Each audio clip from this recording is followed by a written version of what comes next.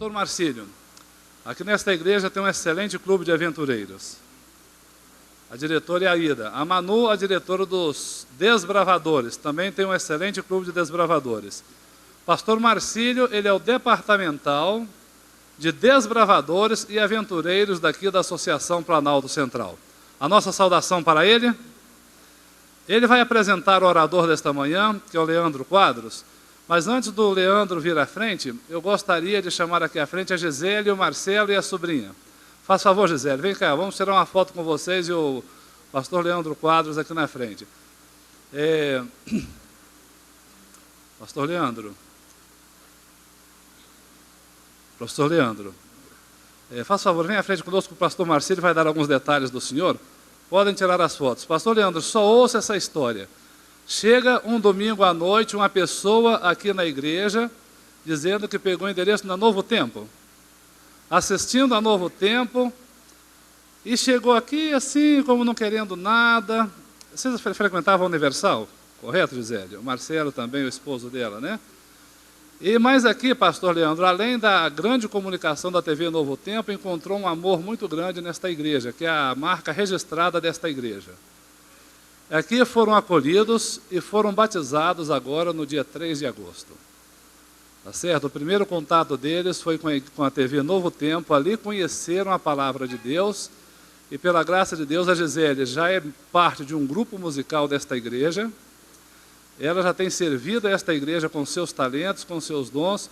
O casal tem sido uma bênção para esta igreja. Gostaria de agradecer à TV Novo Tempo e ao seu programa em particular, pela excelente influência que tem causado aqui na cidade de Samambaia. Pastor Marcílio. Feliz sábado a todos. Prazer muito grande poder estar com vocês aqui nesta manhã. E estou feliz de poder conhecer mais uma parte da família de Deus aqui, né? Creio que a gente já se viu em algum momento ali nas 3 noites que tivemos no ginásio, ali na frente. Mas estou muito feliz de poder estar aqui em Brasília. Estou vindo da cidade de Guarulhos, em São Paulo. Não completei ainda 2 meses que estou aqui, com saudades de casa. E não estranhe se num momento ou outro desses aí eu lhe pedi um abraço, que é para matar a saudade da minha turma lá, que de vez em quando o coração fica meio apertadinho assim, a gente precisa lembrar da mãe e receber um abraço gostoso. Mas esta semana, quarta, quinta e sexta-feira, nós tivemos alguns oradores, 3 deles estiveram conosco aqui no ginásio, outros estiveram em outros 13 polos de evangelismo que tivemos durante esta semana, né, quarta, quinta e sexta-feira. E hoje de manhã alguns deles estão também em outras igrejas que não foram agraciadas, vamos dizer assim, com a presença deles durante as noites. E coube a nós aqui em Samambaia receber o professor Leandro Quadros, que vai ser o orador desta manhã. Eu vinha no carro contando para ele que na igreja, no distrito lá onde eu trabalhava, um dia chegou um camarada que era pastor de uma igreja pentecostal. Aliás, ele tinha um ministério de fundar igrejas pentecostais. Um homem estudioso da Bíblia, mas que estudava a Bíblia para combater os adventistas. E um dia estava na casa da filha dele, sem poder ir para lugar nenhum, ligou a TV, ela tinha lá o Sky.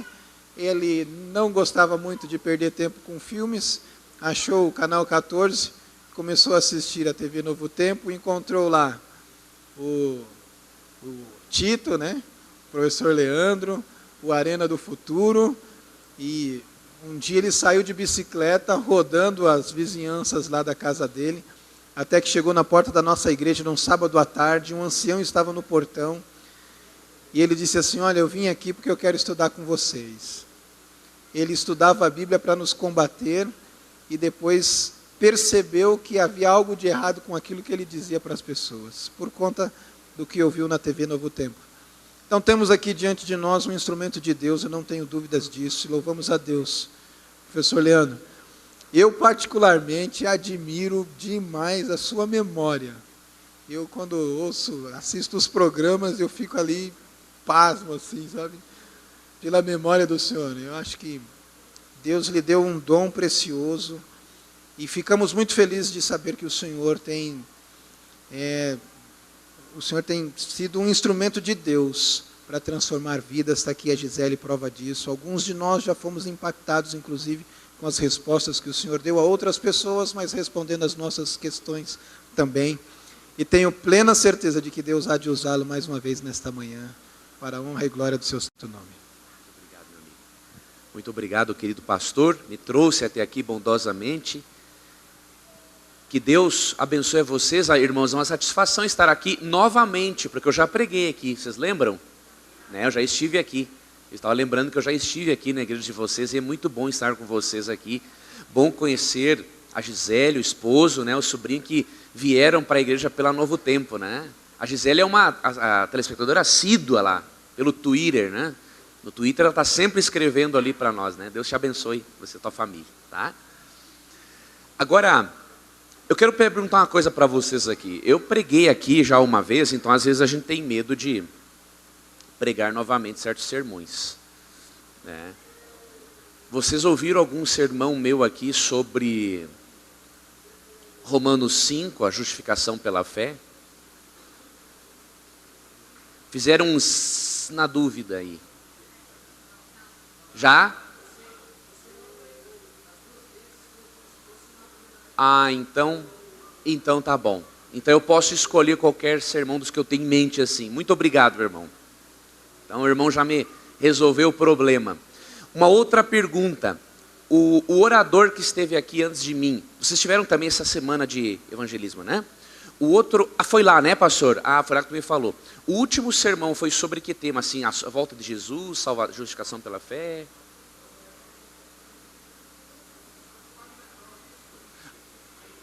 Tá. Então não foi uma temática das que eu tenho em mente. Então tá tranquilo. Porque eu não queria repetir o tema, né, que os pastores já pregaram. Amigos, eu vou apresentar para vocês uma mensagem hoje. Quero falar para vocês nessa manhã sobre a justificação pela fé. Abra sua Bíblia em Romanos capítulo 5. E aí eu vou lhe fazer uma pergunta. E eu quero que você me responda essa pergunta com muita sinceridade. Porque dessa resposta eu dependo para eu poder fazer a mensagem para você. Romanos 5, pode ir abrindo.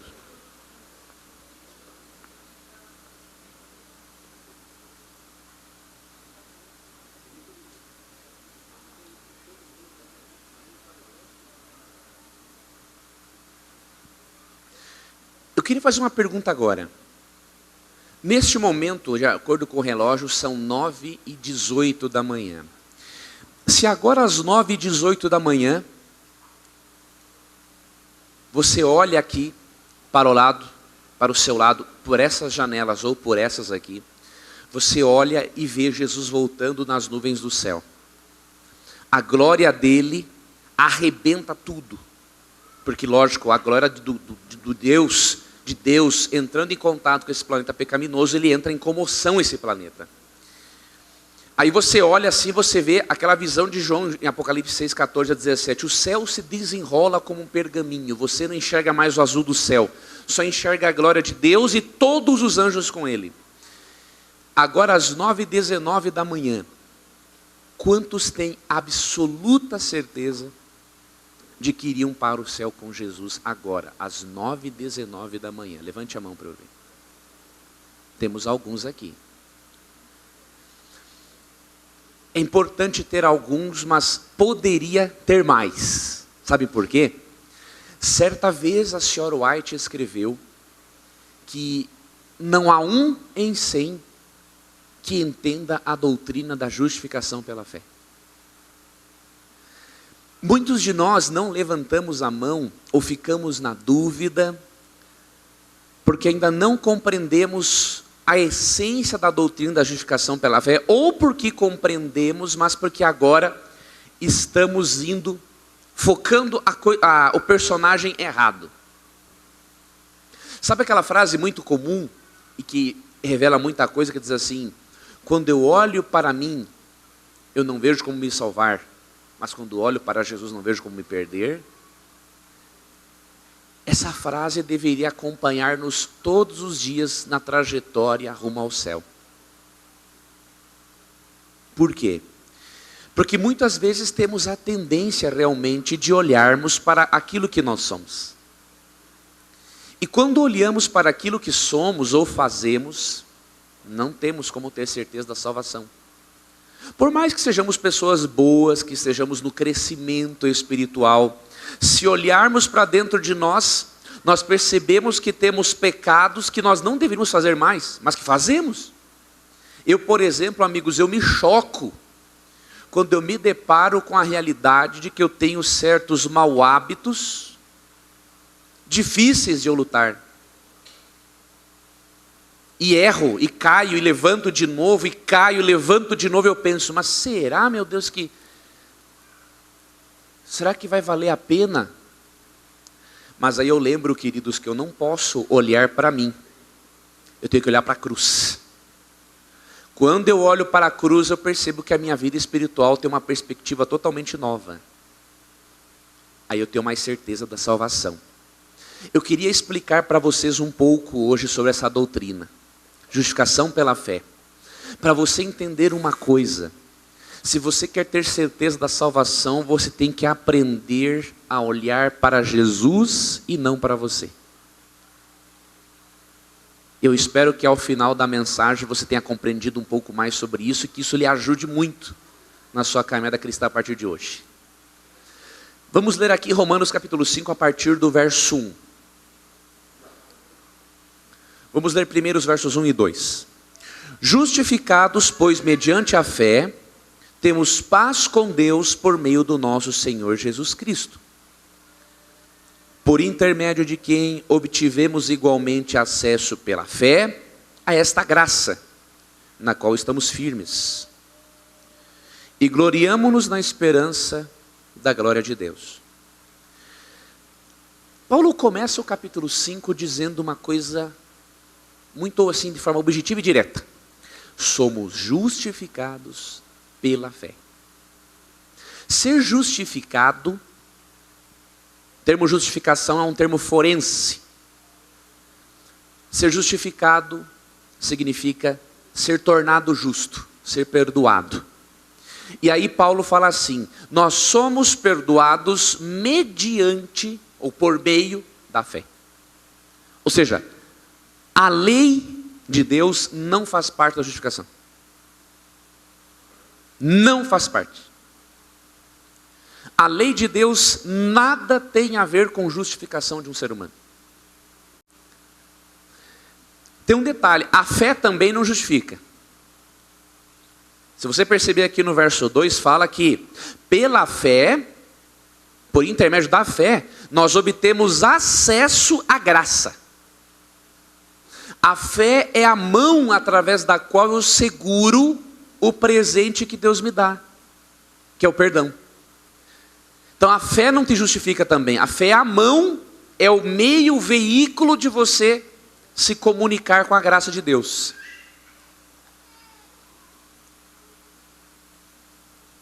Então é interessante nós lermos que Paulo está dizendo isso aqui, porque Paulo em nenhum momento, quando ele fala de perdão, você pode trocar o termo justificação por ser tornado justo ou por ser perdoado, é a mesma coisa. Então nós não vemos em nenhum momento a Bíblia falando, quando fala do perdão de Deus, ela não coloca a lei de Moisés, ou seja, os escritos também do Antigo Testamento, ela não coloca nem a lei moral como meio de perdão. Deus perdoa você unicamente pela graça e boa vontade dele. Só. É claro que você tem que dar uma resposta a ele para você receber isso. Que é você aceitar o sacrifício que Cristo fez na cruz por você. Essa é a sua resposta, óbvio. Não é só você esperar de braços cruzados, mas o que eu quero dizer é o seguinte: Deus não depende da sua obediência para Ele ter vontade de perdoar você. Não é graças a Deus, irmão, isso? Gostei de ouvir isso que esse meu irmão falou. Graças a Deus. Ele não depende porque Ele faz de livre e espontânea vontade. Porque Ele ama você. Olha o que diz aqui o verso 6. Paulo usa aqui alguns argumentos para reforçar isso que ele quer ensinar no verso 1. Porque Cristo, quando nós ainda éramos fracos, morreu a seu tempo pelos ímpios. Dificilmente alguém morreria por um justo, pois poderá ser que pelo bom alguém se anime a morrer. Mas Deus prova o seu próprio amor para conosco pelo fato de ter Cristo morrido por nós, sendo nós ainda pecadores. Paulo argumenta uma coisa muito interessante aqui. Deus morreu por nós quando ainda éramos fracos. Ou seja, Jesus não morreu na cruz por nenhum anjinho aqui nesse mundo com a auréola na cabeça. Ele morreu por gente ímpia, por gente tão ímpia que a morte dele na cruz perdoa até mesmo aqueles que estavam participando do sacrifício dele, para você ter uma ideia. Não sei porque vocês lembram que quando Pedro, em Atos capítulo 3, prega, em Atos 3,15, ele está falando com vários dos que mataram Jesus. Ele falou assim: vocês mataram o autor da vida.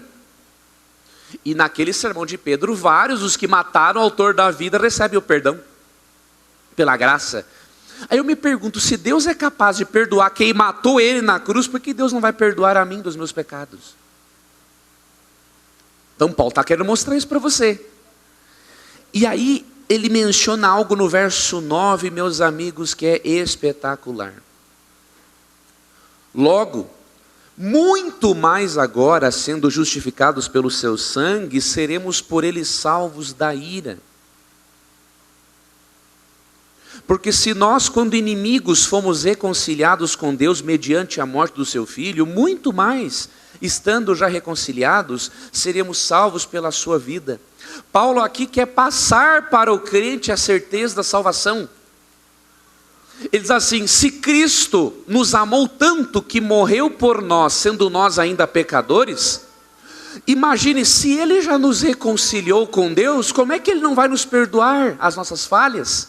Se quando não éramos reconciliados com Deus, Ele morreu para nos tornar amigos de Deus, imagina o que Ele tem para fazer por você e por mim agora, se já estamos reconciliados com Deus.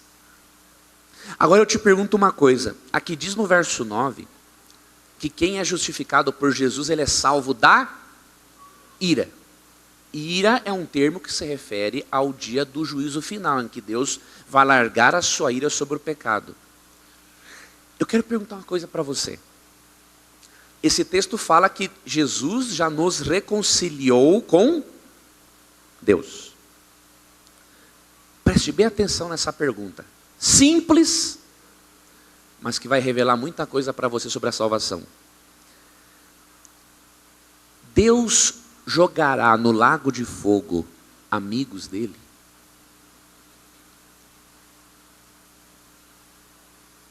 O texto fala que nós nos tornamos amigos de Deus por meio de Jesus. Eu pergunto, Deus vai jogar no lago de fogo amigos? Se vocês aqui, irmãos, são amigos de Jesus, por que muitos de vocês não levantaram a mão quando eu perguntei se você iria para o céu se Cristo voltasse agora?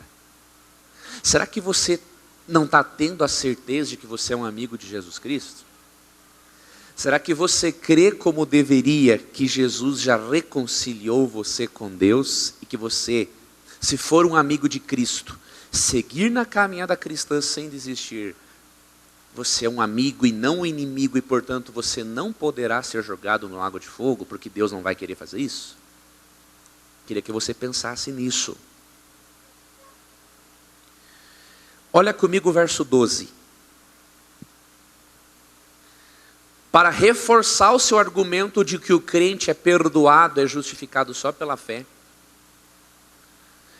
Portanto, assim como por um só homem entrou o pecado no mundo, e pelo pecado a morte, assim também a morte passou a todos os homens, porque todos pecaram. Verso 15. Todavia, não é assim o dom gratuito como a ofensa. Porque se pela ofensa de um só, Adão, não é, morreram muitos, muito mais a graça de Deus e o dom pela graça de um só homem, Jesus Cristo, foram abundantes sobre muitos. O dom, entretanto, não é como no caso em que somente um pecou, porque o julgamento derivou de uma só ofensa, para a condenação. Mas a graça transcorre de muitas ofensas, para a justificação.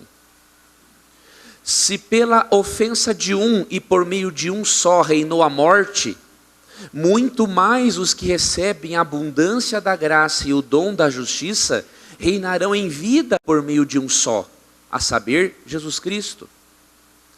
Pois assim como por uma só ofensa veio o juízo sobre todos os homens para a condenação, assim também, por um só ato de justiça, veio a graça sobre todos os homens para a justificação que dá vida. Paulo está argumentando exatamente isso. Pelo pecado de um, muitos se tornaram pecadores. E como consequência, a morte veio a todos. Paulo está dizendo o seguinte: o pecado é grave.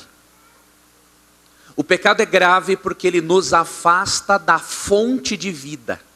E quando nos afasta da fonte de vida que é Deus, a consequência é a morte. Não é só, irmãos, a morte como nós conhecemos e da qual vivenciamos muito, infelizmente, no dia a dia. É a morte eterna. Morrer e não ressuscitar mais. Ou seja, o pecado é grave. Mas Paulo está falando o seguinte: a graça de Deus é maior do que o pecado. Porque se o pecado de um trouxe a morte de todos, ele usa um termo: muito mais a graça de Deus, que é mais abundante, vai trazer vida àqueles que creem. Meu irmão, eu vou dizer uma coisa: se você é um pecador e duvida da sua salvação, eu tenho que lhe dizer uma coisa: você está crendo que o pecado é mais forte e poderoso do que a graça de Deus na sua vida. E aí você está olhando para o lugar errado. Você está olhando para você, não está olhando para a cruz. Você não concorda comigo que a graça de Deus é mais abundante que o pecado? Que o poder de Deus em salvar é mais poderoso que o poder do demônio em fazer uma pessoa se perder?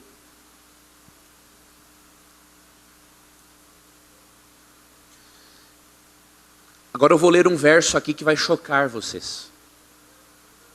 Até alguns vão pensar assim: o Leandro está apostatando da fé.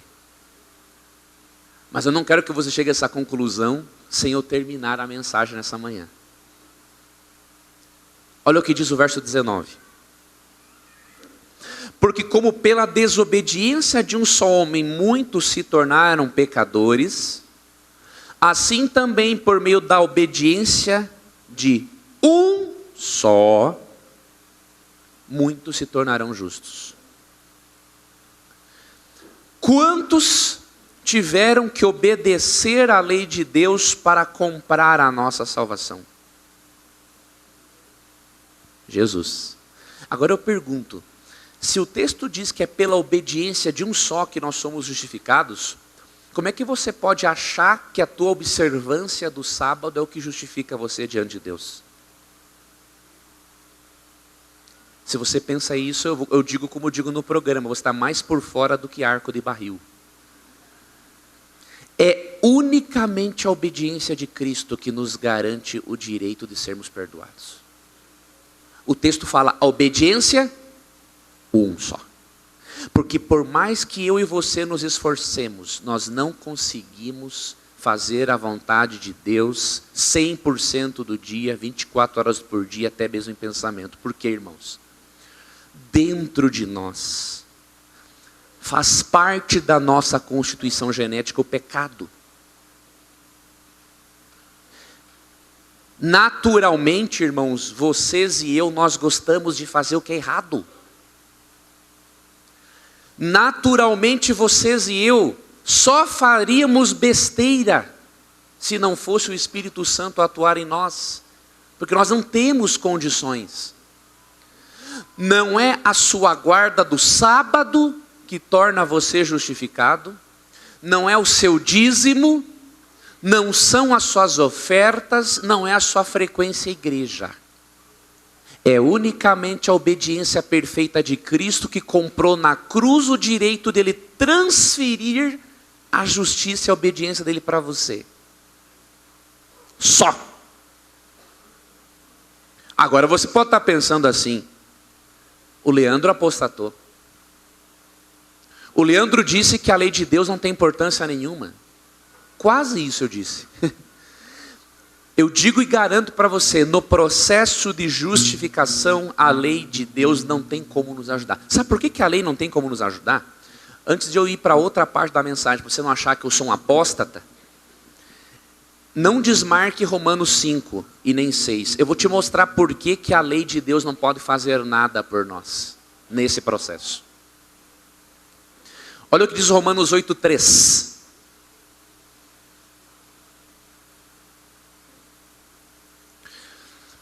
Porque o que fora impossível à lei, aqui está falando da justificação, foi impossível à lei, no que estava enferma pela carne, isso fez Deus enviando o seu Filho, em semelhança de carne pecaminosa e no tocante ao pecado.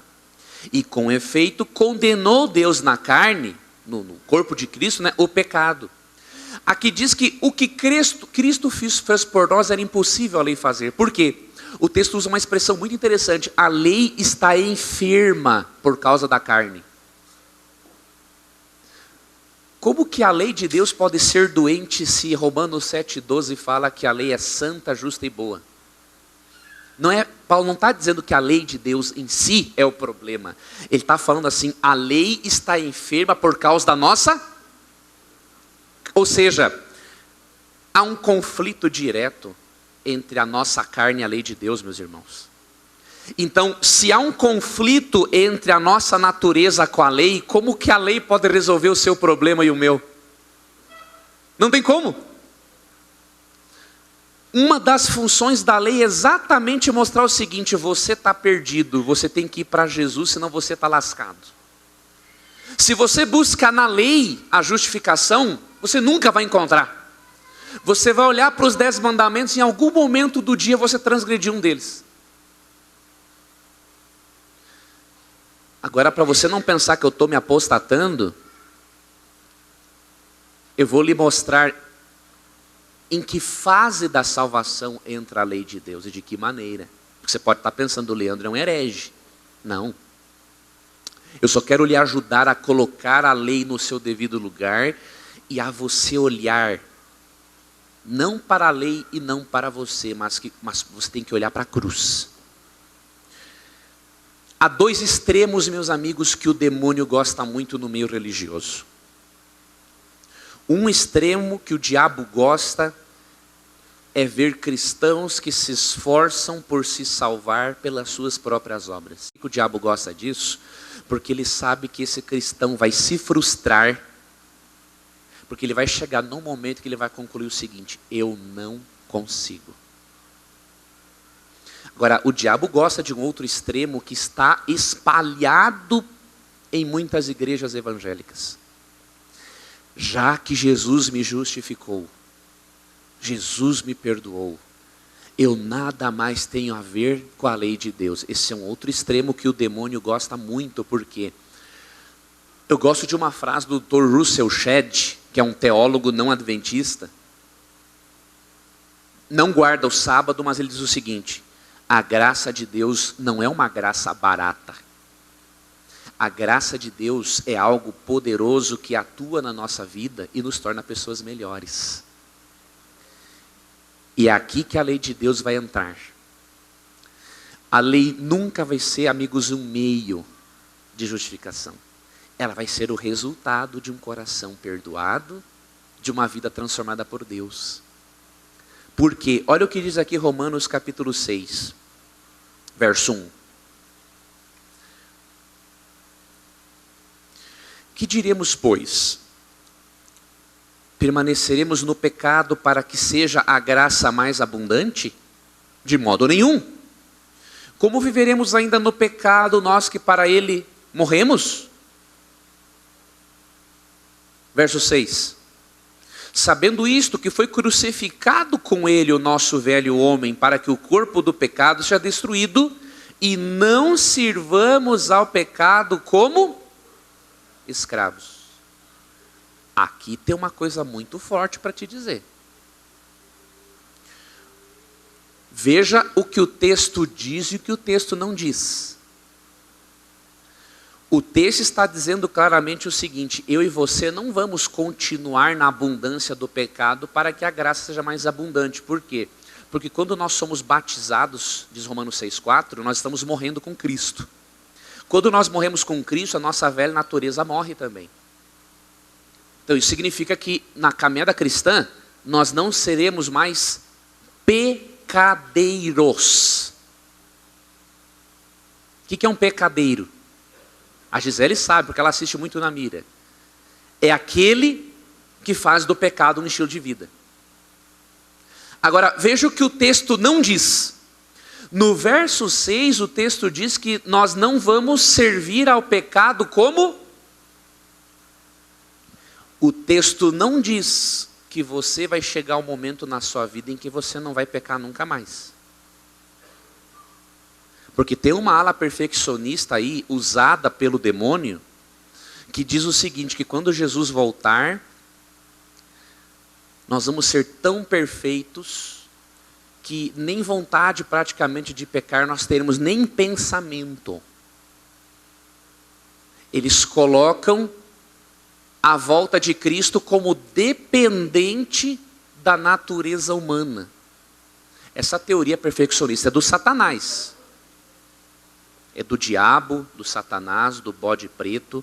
Eu aprendi agora lá em Campos Belos, do capiroto. É dele essa doutrina aí. Porque no sul a gente fala muito, é do capeta mesmo, né? Então, o texto diz que quando você aceita a graça de Deus, você não deixa de ser um pecador.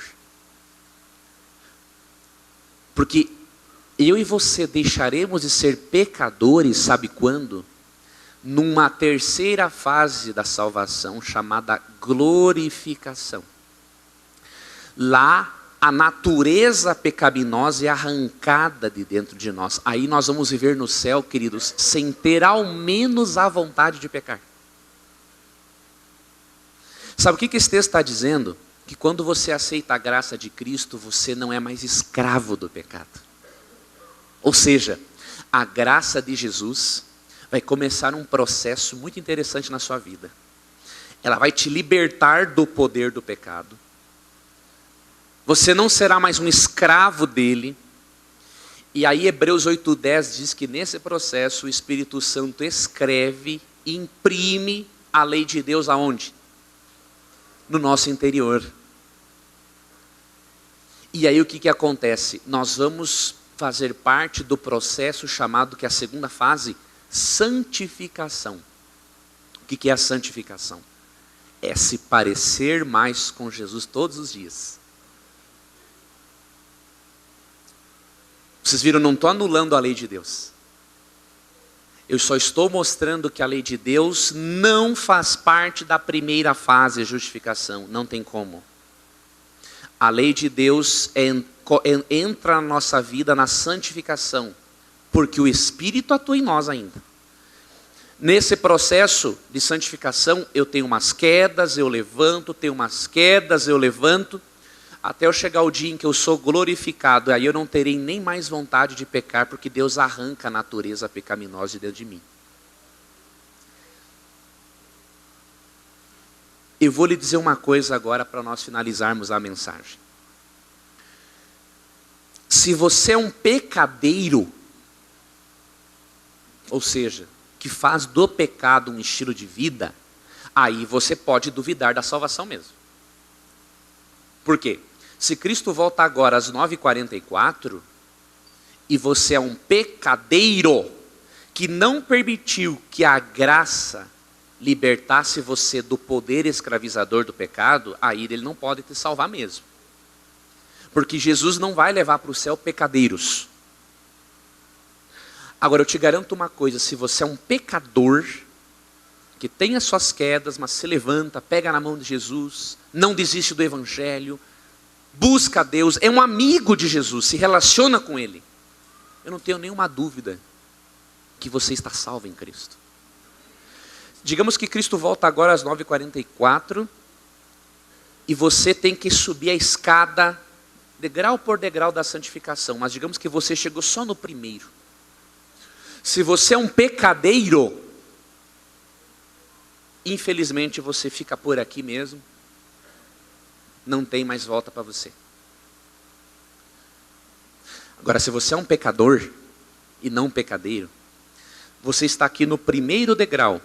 A graça de Jesus vai pegar você, vai colocar aqui em cima.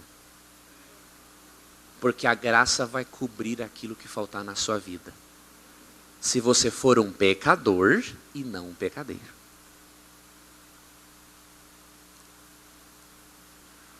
Queridos, a salvação é um presente de Deus para nós. É um presente que nós precisamos aceitar pela fé. Ao mesmo tempo, temos que reconhecer que não é uma caminhada fácil, porque mesmo que a gente já tenha ganho o presente, nós temos que continuar cuidando do presente. Eu tenho que permitir que todos os dias o Espírito Santo implante algo mais de Deus na minha vida, me torne uma pessoa melhor.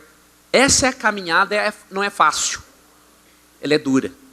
Mas eu quero dizer uma coisa, ela pode ser bem mais leve se você, ao invés de olhar para dentro de você e para os seus defeitos, ela pode ser bem mais leve se você se acostumar a olhar mais para a cruz. Para quem que você tem olhado, meu irmão? Você tem olhado mais para você do que para a cruz? Eu recomendo você a não fazer isso. Eu recomendo que você todos os dias olhe mais para a cruz. A cruz é a nossa esperança. A cruz é a nossa certeza de salvação. E agora, às 9h45, enquanto eu me despeço de vocês para ir para outra igreja, eu queria fazer uma pergunta. Se agora às 9h45, Jesus volta, Ele aparece nas nuvens do céu, todos os anjos com Ele, o céu se desenrolou como um pergaminho. Você aprendeu nessa mensagem que você foi justificado por Cristo, que você é um pecador e não um pecadeiro. Você aprendeu nessa mensagem que o seu olhar tem que ser para a cruz e não para você. Se Jesus volta agora às 9h46, quantos têm aqui absoluta certeza de que iriam para o céu com Jesus? Levante a mão. Amém por isso. Mudou muito o quadro. Que essa certeza acompanhe vocês por toda a vida. Que essa certeza torne a caminhada de vocês mais leve. E que Deus dê a vocês um sábado muito feliz, abençoado. Não poderei me despedir dos irmãos agora, porque eu já vou ter que sair correndo para outra igreja. Porque eu não costumo fazer isso, eu fico no final para me despedir de todo mundo, mas dessa vez não vai ser possível. Mas com certeza nos encontraremos mais vezes, estarei aqui em Brasília mais vezes. Eu tenho um ponto forte que o meu irmão mora aqui, né? Então, seguidamente eu tenho que vir aqui para vê-lo e vou aproveitar e ver vocês também. Tá, que Deus guarde a todos vocês e nunca se esqueçam. Quando olho para mim, não vejo como me salvar, mas quando olho para Jesus, olhe para Cristo. E tenha um feliz sábado. Até logo.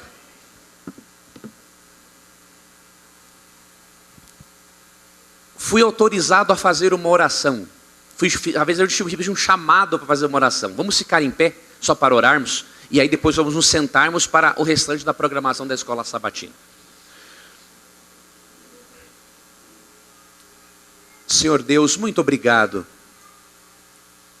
pelo presente da salvação que recebemos pela fé em Jesus Cristo. Obrigado porque o mais difícil, porque o impossível de ser feito por nós e pela lei, o Senhor Jesus fez. Obrigado, Pai, pelo seu amor. E obrigado, Pai, porque ao aceitarmos a sua justificação, o seu perdão, ao sermos tornados justos, o Senhor, pelo seu poder, nos liberta do poder do pecado, mesmo que continuemos na presença do pecado até a volta de Cristo. Te agradecemos por essa graça maravilhosa. E eu lhe peço que o Senhor ajude, meu Deus, a cada pessoa aqui e a mim também, a olharmos mais para a cruz do que para nós mesmos. Que a cruz seja o centro da nossa vida e a nossa esperança. Lhe pedimos e agradecemos. Em nome de Jesus, amém. Feliz sábado a todos, pastor, obrigado. Deus aguarde a todos vocês. Até uma outra oportunidade, irmãos.